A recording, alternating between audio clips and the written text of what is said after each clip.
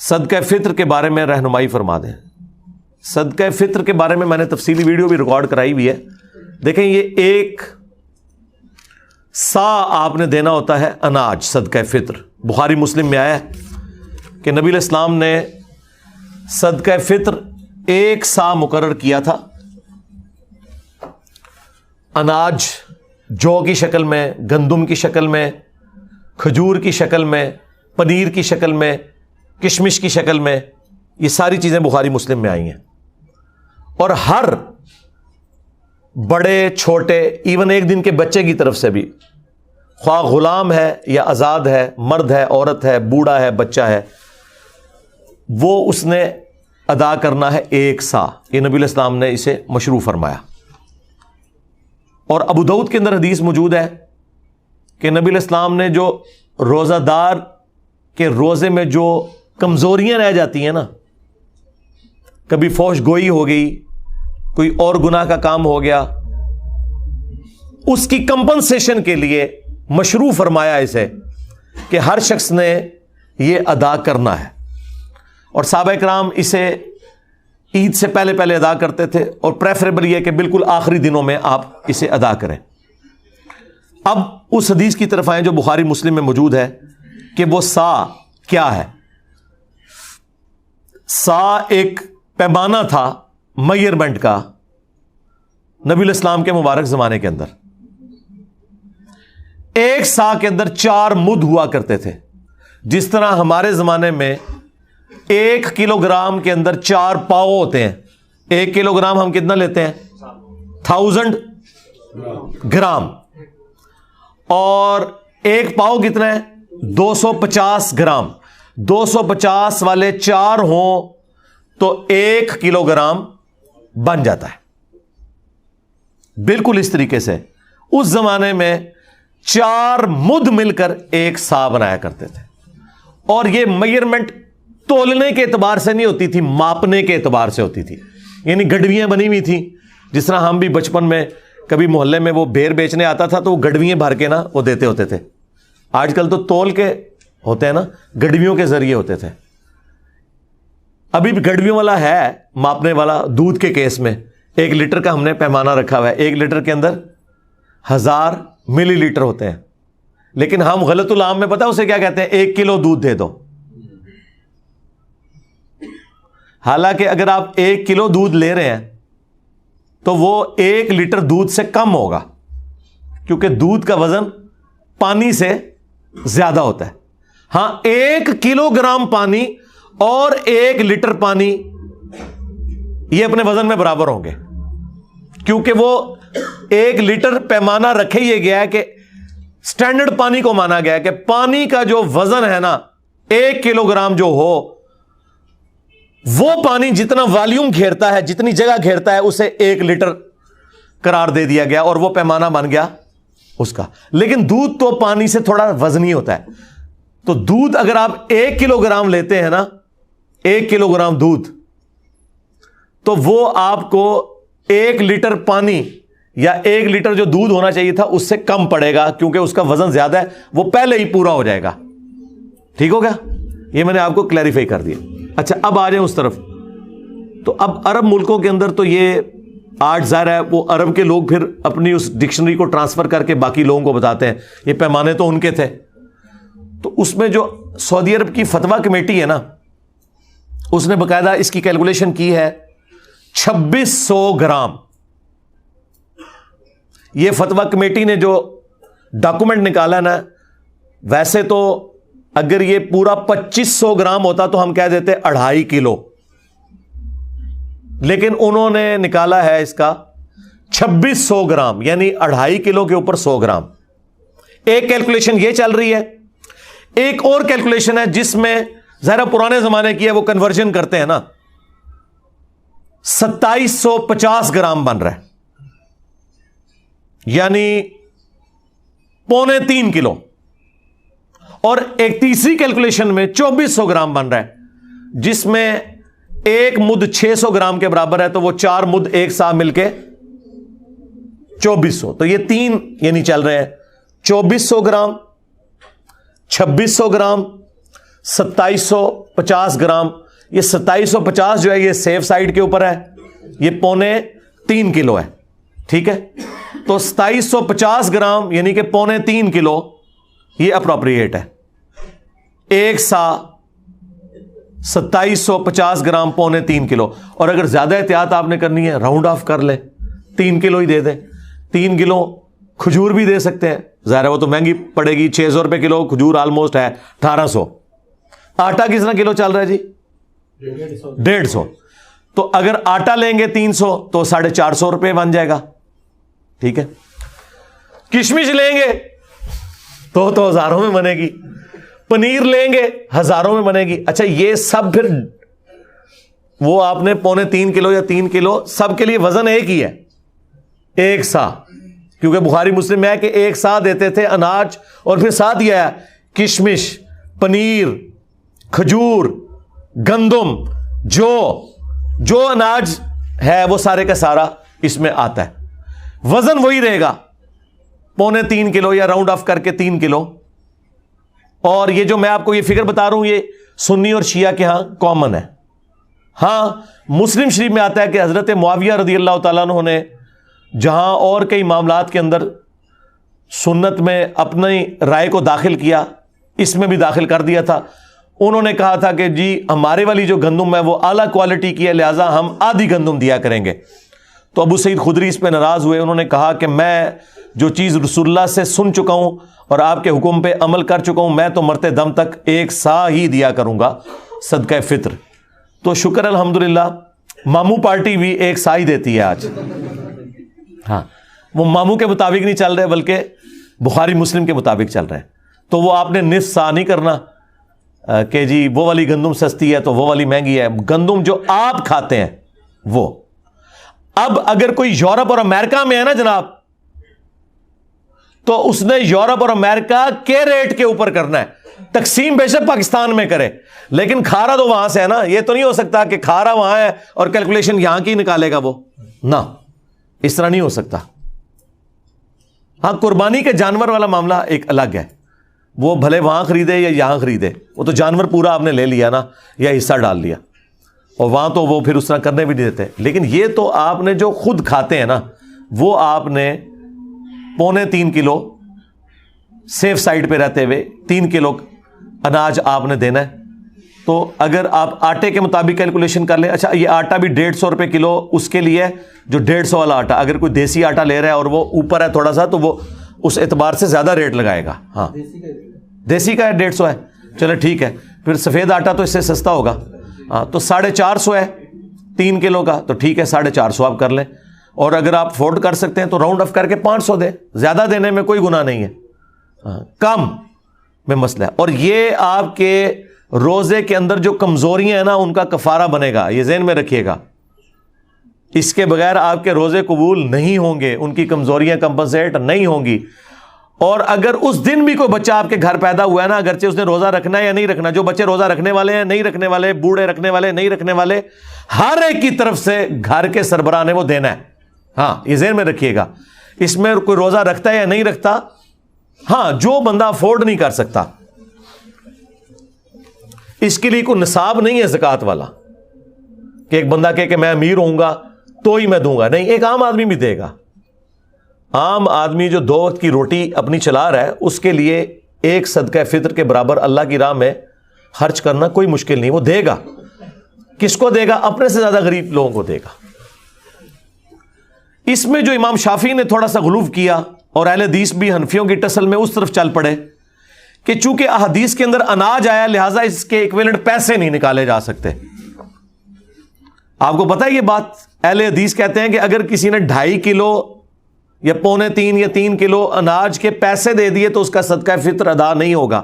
حنفی کہتے ہیں نہیں, پیسے بھی دے سکتے ہیں اور آپ اناج بھی دے سکتے ہیں. میرا موقف امام حنیفہ کے ساتھ ہے.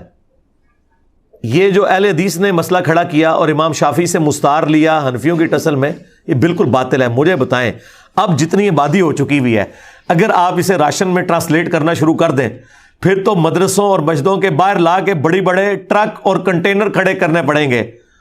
یہ پاسبل ہے آج کے دور کے اندر. اور پھر جن مولویوں کو آپ مسجد میں جاتے ہوئے پیسے دے رہے ہیں ان سے پوچھیں کہ یار تم نے اتنا جو اکٹھا کیا ہے پیسہ, بعد میں راشن لیتے ہو پھر اس کا؟ ہو سکتا ہے آپ کو کہہ دیں ہم لیتے ہیں, لیکن لیتے کوئی نہیں ہوں گے. کون لے گا یار؟ لاکھوں روپے کے تو انہیں بڑے بڑے کنٹینر گندم کے اور وہ آٹے کے لینے پڑیں گے, اور بوریاں, پھر اس کو تقسیم کرنے کا تکلف کون اٹھائے گا؟ اور یہ آٹا اتنا نہیں ہے کہ یہ خود کھا لیں, کتنا کھائیں گے؟ یہ تو سینکڑوں سال تک کھاتے رہے تو جتنا انہوں نے اکٹھا کیا ختم نہیں ہونا. اور بس وہ پیسے لگا رہے ہیں اپنی گاڑیوں کے پیٹرول کے اوپر اور اپنے گھر کے بجلی کے بلوں کے اوپر. تسی خوش ہو, صدقہ فطر ادا کرتا ہے, تسی ہوندے رہو خوش. تو یہ باطل مسئلہ ہے, اور اس میں میں علمی ان کو اینٹی وینم اور الزامی جواب دیتا ہوں کہ زکوٰۃ جو ہے وہ آپ کی دولت کا 40واں حصہ ہوتا ہے, آپ نے ہر سال نکالنی ہے 2.5%. تو مجھے بتائیں, کیا ہم سونے کی زکوٰۃ جب نکالتے ہیں تو اس سونے کو توڑوا کے اس کا 40واں حصہ دیتے ہیں یا اس کے برابر کرنسی دیتے ہیں اللہ کی بارگاہ میں؟ کرنسی. ادھر کبھی کسی اہل حدیث نے نہیں کہا کہ جی نہیں وہ سونے کے بدلے سونا ہی دینا ہوتا ہے کیونکہ زکوٰۃ تو سونے کے اوپر ہے اور سونا نکالنا ہے, چاندی کے بدلے چاندی نکالنی ہے. وہاں تو کوئی نہیں کہتا. وہ کیا کہتے ہیں جی ایکویلنٹ ہی ہے جی اس کے, ہاں ایکویلنٹ ہی ہے اس کے. تو یہ بھی ایکویلنٹ ہے. ایک غریب آدمی کو آپ راشن ڈلوا دیں, ایک غریب آدمی کو راشن کے پیسے دے دیں, یہ ایکویلنٹ ہے صدقہ فطر کے بھی.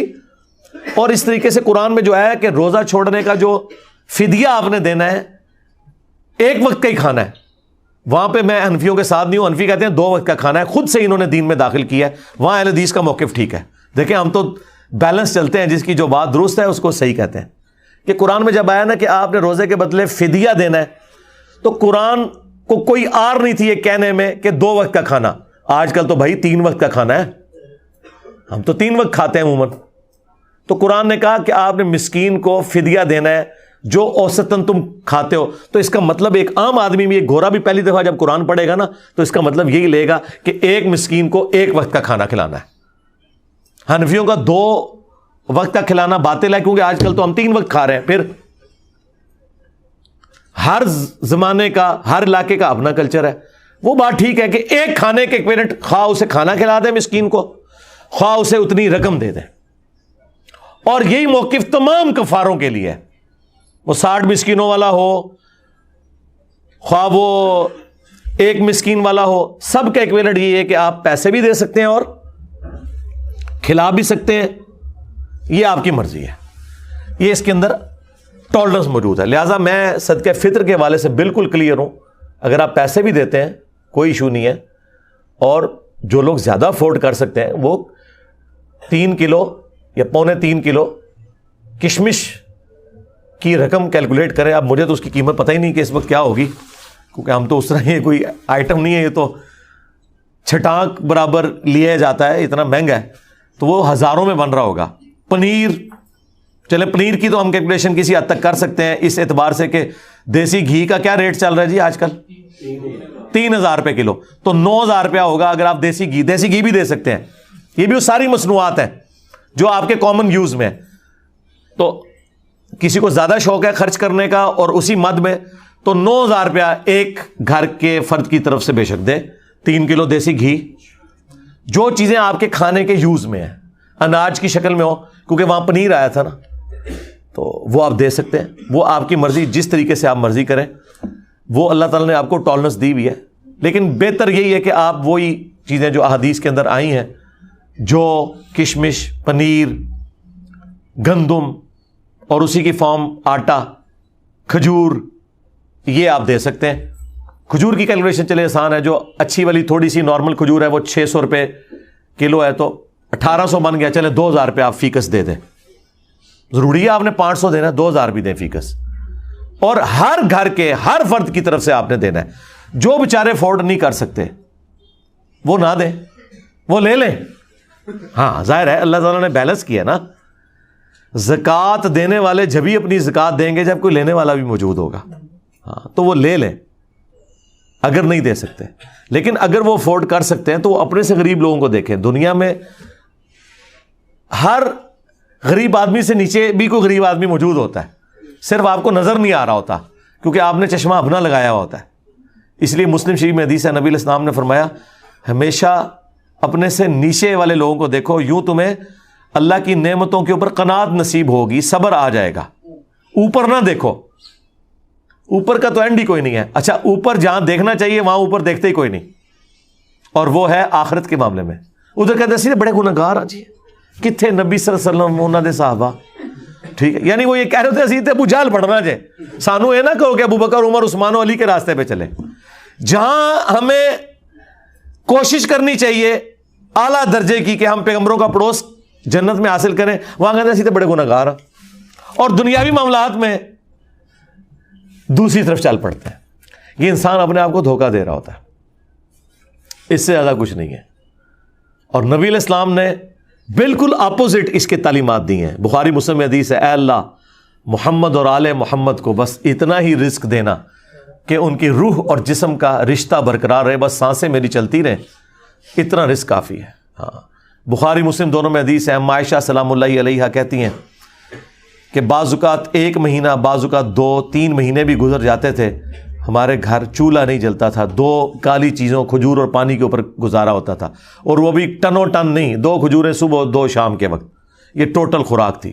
اور ایک میٹھا پانی کا پیالہ جو اس زمانے میں کئی میلوں سے پیدل بھر کے لانا پڑتا تھا, تکلیف دہ کام تھا. اس لیے پانی بھی کوئی تھوک کے صاف سے نہیں تھا جو آج آپ ٹوٹیاں کھول دیتے ہیں. پانی میٹھا بھی ایک ایشو تھا. یہ ٹوٹل ان کا ایک سرمایہ تھا. اور پھر وہ رکت انگیز حدیث جو بخاری مسلم کی ہے, جب نبی علیہ السلام اپنی بیویوں سے ناراض ہو کے گھر کے اوپر والے حصے میں شفٹ ہو گئے, جس میں صرف ایک مشکیزہ کونے میں لٹک رہا تھا, اور ایک برتن پانی والا, اور ایک چٹائی, اور اس پہ نبی علیہ السلام آرام فرما تھے, اور آپ کے اوپر کرتا بھی کوئی نہیں تھا, صرف تہمت باندھی ہوئی تھی, آپ لیٹے ہوئے ہیں. حضرت عمر اجازت لے کے جب گئے, آپ نے ایلا کیا تھا, 1 مہینے تک بیویوں سے ناراض ہوئے تھے, کیونکہ بیویوں نے ڈیمانڈ کی تھی کہ اب تو ہمیں وسعت ہو چکی ہے, ہمارا خرچہ بڑھائیں. لیکن حضور تو فقر کی زندگی گزار رہے تھے. اور پھر اللہ تعالیٰ نے اپنے نبی کا ساتھ دیا ہے, ان کی بیویوں کا ساتھ نہیں دیا. سورۃ الاحزاب کی آیات نازل کی کہ اے نبی اپنی بیویوں سے فرما دو کہ اگر تم دنیا اور اس کا مال چاہتی ہو تو آؤ, میں تمہیں یہ مال دے کے رخصت کر دیتا ہوں, طلاق دے دیتا ہوں. اور اگر تم اللہ, اس کا رسول اور آخرت کا گھر چاہتی ہو تو اسی طرح گزارا کرنا ہوگا, کیونکہ اجر بھی تو ڈبل ہونے والا ہے نا. تو نبی علیہ السلام 1 مہینے تک ناراض رہے گھر کی چھت پہ. اسی میں ہی حدیث میں بخاری مسلم میں آتا ہے کہ سیدنا عمر نے جا کے اپنی بیٹی کو بھی ڈانٹا, سیدہ حفصہ کو, باقی بیویوں کے ساتھ بھی جا کے تھوڑی مس ہینڈلنگ کی. بعد میں وہ پھر پچھتاتے بھی تھے, مجھے کیا یہ رائٹ پہنچتا, چلو میں اپنی بیٹی کو تو ڈانٹ سکتا ہوں, باقی بیویوں کو میں کیسے. لیکن وہ حضور کی محبت میں, آپ پتہ ہے حضرت عمر تو پھر میرے سے زیادہ جذباتی تھے. تو اب وہ کہتے ہیں کہ میں نے ارادہ کیا میں حضور کو کوئی ایسی بات کروں کہ حضور مسکرائیں, کیونکہ آپ تو بڑے سیریس موڈ میں بیٹھے ہیں.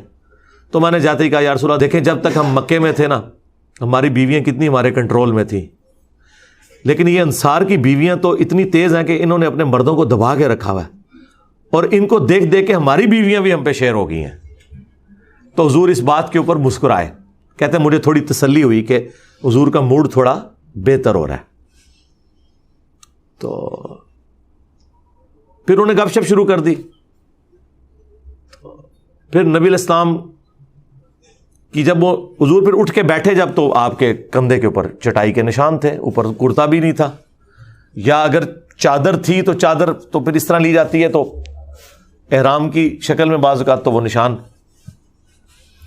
حضرت عمر نے رونا شروع کر دیا کہ یا رسول اللہ آپ اللہ کے رسول ہیں اور آپ کی یہ حالت ہے, اور کیسر و کسرا دنیا کے مزے لوٹ رہے ہیں, اور آپ اللہ کے پیغمبر ہو کر دنیا اور آخرت میں انسانیت کے سردار ہو کر آپ کی حالت ہے. تو نبی علیہ السلام نے ایک جملہ بولا, بڑا سخت جملہ تھا. آپ نے فرمایا لگتا ہے عمر دنیا کی حقیقت ابھی بھی تم پر نہیں کھلی. باقی بابے تو شاہی کوئی نہیں, تبھی تو یہ نذرانے بٹور رہے ہیں. حضرت عمر پہ تو پھر بھی کھل گئی یہ جملہ سن کے, ان پہ آج تک نہیں کھلی. آج تک آپ کے چندے بٹور رہے ہیں, آپ کے چندوں کے اوپر عیاشیاں کر رہے ہیں, اور آپ کہتے ہیں ہمیں کچھ دیں گے, آپ ان کا چندہ بند کریں گے, روڈوں پہ آ جائیں گے. ہاں وہ کہنے سے نا بابا جی کے لوہر ایک بابا پال رہے ہیں, میں کہ بابے کا چندہ آج بند کرو, انہاں مزاراں ہوتے کتے پھیرن کے, صفائی کرنے والا بھی نہیں تمہیں لبے گا. ہاں لنگر کھوانا دور دی گل, کتے پھیرن گے اتنے. نبی الاسلام نے فرمایا لگتا ہے عمر ابھی بھی دنیا کی حقیقت تم پر نہیں کھلی، کیا تم اس بات پہ راضی نہیں ہو کہ کیسر و کسرا یعنی رومنز اور پرشینز کے بادشاہ دنیا کے مزے لوٹیں اور ہم آخرت کی سعادت لوٹیں؟ سرکار یہ جملے پھر حضرت عمر نے ایسے پلے باندھے ہیں کہ اپنے دور خلافت میں نہ حرام کھایا ہے نہ کسی کو کھانے دیا ہے، ہاں ٹنڈ کے رکھا ہے۔ اسی لیے حضرت عمر کی وفات کے بعد فتنے شروع ہیں۔ انہوں نے بنو امیہ کو چھپانے کے لیے کہا کہ حضرت عثمان کی وفات فتنوں کا آغاز ہے، نہیں، حضرت عمر کی شہادت۔ بخاری مسلم میں حدیث ہے میری امت اور فتنوں کے درمیان دروازہ عمر ہے، جب یہ دروازہ توڑ دیا جائے گا تو امت پہ فتنے شروع ہو جائیں گے۔ اور وہ فتنہ یہ تھا کہ حضرت عمر کی زیرو ٹالرنس تھی، یعنی کہ مجھ سے زیادہ سخت تھے، وہ نہ حرام کھاتے تھے نہ کھانے دیتے تھے، زیرو ٹالرنس تھی، مینجمنٹ بڑی اسٹرانگ تھی۔ حضرت عمر کی شہادت کے بعد وہ معاملات اس طریقے سے strictly managerial point of view سے نہیں چل سکے، اس لیے حضور نے فرمایا تھا کہ میری امت اور فتنوں کے درمیان دروازہ عمر ہے۔ اور حضرت عمر نے خود کہا کہ وہ فتنہ جو سمندر کی موجوں کی طرح اس امت پہ آئے گا وہ حضرت عمر خود تھے، ان کی وفات کا ہونا، ان کی شہادت کا ہونا۔ اور بخاری مسلم میں الفاظ ہیں، حذیفہ بن یمان رازدار رسول یہ حدیث بیان کر رہے ہیں کہ وہ دروازہ توڑا جائے گا، کھولا نہیں جائے گا، یعنی حضرت عمر کو قتل کیا جائے گا۔ اور میرے نزدیک تو حضرت عمر کے قاتلین بھی بنو امیہ ہیں، اس کے بینیفیشری بھی، اور ان کو لانچ کرنے والے بھی یہ بنو امیہ ہی ہیں، یہ الگ سے ایک ٹاپک ہے۔ صلو علی محمد وآل محمد، اللہم صلی علی محمد وعلی آل محمد واصحاب محمد وازواج محمد اجمعین الی یوم الدین۔